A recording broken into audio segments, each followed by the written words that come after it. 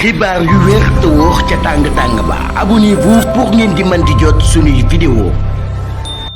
jërë ngeen jëf ci ànd ak ñun ci chaîne bi di Buzz 221 HD dañu koy dooree ci ndam lu yaatu li nga xam ni Sénégal démb daan nañ koy am ci kaw Mauritanie loolu yi nekkoon ay match qualification ñeel mondial atum 2026 bi ñu dëgmal Sénégal am ndam lu yaatu lool ci kaw Mauritanie kon Sénégal mën nañ xam ni daan nay am ab qualification boo xam ne def na ko ci coupe du monde bi ñu dëgmal mu daal di dóor ñeenti bal ci dara équipe bii di Mauritanie loolu yi ma nga xewoon mardi soir ca stade Abdoulaye Wade Sadio Mané moo dugal ñaari bi ginnaaw bi nga xamee ni daan nay dugal ab coup franc lu jiitu match bi di mi-temps bi ñu ñëwee mu dugalaat ñaareelu bitam nekk bit boo xam ni bit la bu rëy ginnaaw bi nga xamee ni Nicolas Jackson moom moo ko daal di paas ci loolu yi ñoom gaynde yi nag ki nga xam ni moo di Iliman Ndiaye moo dugal seen ñetteelu bi ki nga xam ni moo di Habib Diallo daal di dugal ñeenteelu bi ba ci 85e minute daal di kon tëj boobu lépp score loolu yi nag nekk loo xam ne kon Sénégal daan na koy def bii nag nekk ñetteelu yoon mu koy tegalee di qualifié fële nga xam ne moo di coupe du monde maanaam kon ñetti yoon consécutif ginnaaw 2002 bi nga xam ne moo nekkoon première qualification bu Sénégal tey jii kon Sénégal qualifié woon na ngir ñeenteelu yoon ci ñett yoo xam ne daf koo tegalee 2018 2022 ak li nga xam ni muy 2026 bi ñu dëgmal kon ñu xam ni Sénégal daan nay bokk ci ñi nga xam ni dinañ dem ci joŋante yooyee lu jëm ci wàllum transparence totale Sénégal daan nay digitaliser li nga xam ne moo di marché public yi nga xam ni dañ koo am le Sénégal daan nay franchir ab étape bu am solo lool ci wàllum modernisation de sa gouvernance économique ak lancement bi nga xam ne dañ koo amal ci ab plateforme numérique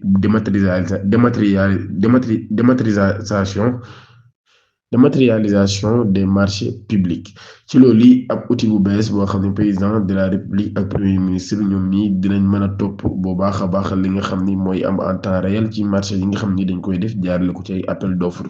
ci ay publication yoo xam ne kon dañ leen koy attribuer loolu yi nag daal ay ingénieurs sénégalais ñoom ñoo defar boobu les plateformes ñu daal ci def nag ay technologie yoo xam ne yu am solo lay doon loolu yi nag kon moo tax Sénégal ci premier ministre ak le président dinañ mën a topp loolu yi. ci loolu yi defaal nañ ci sax lu jëm ci wàllum signature électronique le chiffrement et l'horodatage garantissant une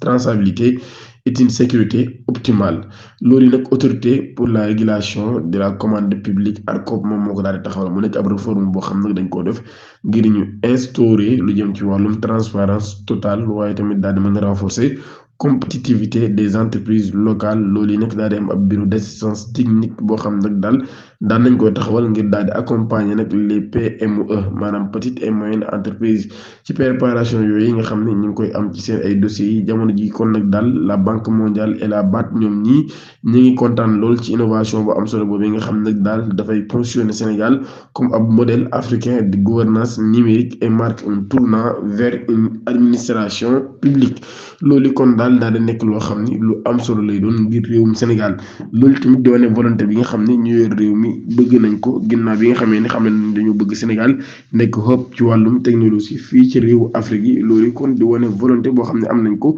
ngir daal di jëmbal loole waaye tamit di wane ay jéego yoo xam ne ñu ngi dox jëm ci.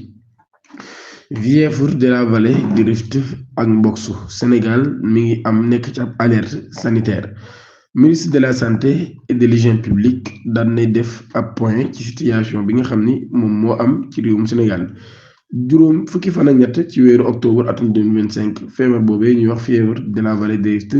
muy FVR loolu yi nag mi ngi daal di topp ab progression moom ba tey ak 171 cas yoo xam ne confirmé nañ ko ak ñaar fukki nit yoo xam ni génn nañ ci àdduna loolu yi nag daal mu daal di xew fépp ci réewum Sénégal waaye rawatina région bu Saint-Louis bi nga xam ni jamono ji mën nañu wax ne moom mooy l'épicentre de l'épidémie li nga xam nag kon daan nay am loolu yi nekk feebar boo xam ni feebar la bu doy waar ay nit yu bari commencé daal ciy génn àdduna li nga xam ne nag moo jëm ci wàllum mbokk suñu wax ni 6 cas confirmé nañ leen ci ak ñaari cas yoo xam nag daal identifié nañ leen ci région bu Dakar te loolu yi nag amagul benn décès waaye ba tey ñuy wax ni autorités sanitaires yi nag daal ñu ngi woo population bi ñu daal di nag gën a bàyyi xel bu baax a baax waaye tamit gën a appliquer rigoureusement mesures yi nga xam ne nag daal mooy les mesures de prévention et coopérer avec les équipes médicales ngir nag daal di mën a moytu bu baax a baax feebar boobee nga xam ni mooy feebaru mboksu bala mu leen a mën a dal. journaliste bi di Soya Diagne moom mii daan nay def ñaareelu guddeem garde à vue ngir fausse nouvelle fondateur bu site d'information le Dakarois 221 Soya Diagne moom mi dafay des en garde à vue ci commissariat central de Dakar mardi ci guddi moom mi ma nga fa desoon ba tey. ginnaaw biñ ko déféré ci parquet ba pour division des fausses nouvelles ak propos contraires aux bonnes mœurs journaliste bi daan nay amoon ab retour de parquet moom mii nag daal war nañ koo dégluwaat tey jii mercredi mu war a jàmmaarloo ak procureur bi wala mu war a jàkkaarloo ak procureur bi mesure boobee ñu ngi koy jël ginnaaw ay publication yoo xam ne daf koo daal di def moom mii nag daal ci page Facebook am loolu yi moo tax ñu daal di koy yóbbu koon ci sûreté urbaine ci page Facebook am nag daal moom Soya Diagne mi nga xam ne ku jege woon régime Macky Sall bi fi nekkoon la daan nay defoon ab publication bu doy waar doon ci yëkkati ay kàddu ci ginnaaw ba ci lañ ko interpellé le 12 octobre ci terreau bi ginnaaw ba ñu daal di koy woo le lendemain ngir daal di koy déglu ca kàddu yooyu nag daal moom mi ngi ciy génn ni am na ab autorité sénégalais boo xam ni dafa séq ak jigéen ca fële nga xam ni moo di Rwanda ba tax moom Soya Diagne muy xam ne nag mbir mi bu ko kenn jiiñ mbirum viol ndax nag daal am na ko fa bëgg a dem ngir régler loolee te ci fàttali président de la république dafa war a dem ci Rwanda moom Soya Diagne tamit ginnaaw ba mu defaat publication di xamle ni ab jigéen soo xam ne rwandais la daan nañ koy jox ab passeport diplomate bu réewum Sénégal waaye nag moom biñ ko jàppee kàddu yi la jubal moom Soya Diagne nee na da doon kaf rek nee na daal lim doon wax yépp ay kaf la woon rek loolu nag di lu doy waar lool ñu bari di ñaawlu ana lan moo tax ab journaliste sañu yëkkati kàddu yu ñaaw yi teg ko ci kaw kilifa ba pare ñu wax mu ni damay fo Adja Dial Mbaye di ab icône ci culture bu Sénégal moom mi di ab waykat daan nay génn àdduna ci Tivaouane Sénégal di jooy génn ko àdduna Adja Dial Mbaye di ab waykat waaye tamit doon koo xam ne figure majeure la ci scène culturelle bu Sénégal daan na génn àdduna mardi 14 octobre loolu Asfiyahi moom moo ko daal di xamle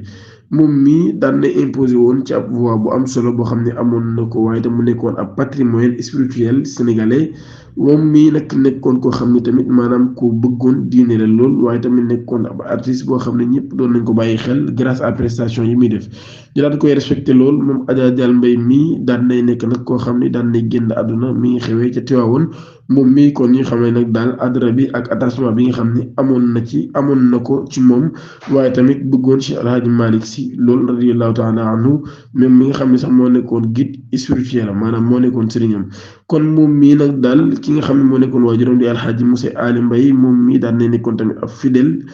serviteur wala sax daan nay nekkoon koo xam ne kon ab taalibe la woon ci ki nga xam ne moo Cheikh Alhaji Malick Sy moom mi Adja Dial Mbaye kon daan nay génn àdduna ca dëkk bu sell boobee di Tivaouane dañ koy tëjee mbirum Abdoulaye Mamadou Guissé mais ñuy giñ mbirum escroquerie daan nañ ko tëj ñaari ati kaso yoo xam ne daf koy tëdd ginnaaw bi nga xamee ne nag procureur daan na sàkku woon ñu daal di koy tëj ñetti ati kaso waaye moom mi war naa rembourser somme bi nga xam ni daf ko ameel ñi mu dóoroon seen xaalis ginnaaw bi nga xamee ne dañoo waxoon dañuy taxawal Omar City kaneen ki nga xam ni moom lañ ko accusé ndool di Boubacar Camara nekkoon ki nga xam ni moo di directeur de cabinet moom mi daan nañ koy tëj atum kaso boo xam ne juróom benn weer yi rek lay tëdd waaye tamit ki nga xam ne moo di Ami Faye waxoon ni moom mi mooy bàjjanu Bassirou Diomaye Diakhar Faye moom mi nag moom daan nañ koy relaxé purement et simple ginnaaw bi nga xamee nag daan nañuy amal boobu le projet